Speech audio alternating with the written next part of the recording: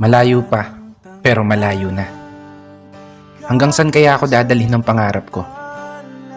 Yan yung tanong na palaging tumatakbo sa isip ko. Na marahil, ganun din sa isip mo.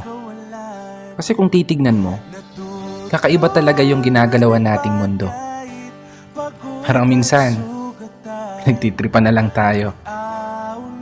Paikot-ikot na lang yung sitwasyon na paulit-ulit kang natatalo.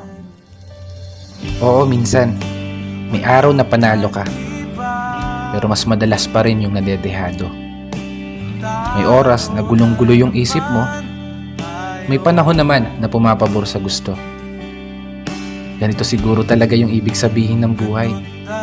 Hindi perpekto ang tempo, at lahat nakaayon lamang sa tiyempo.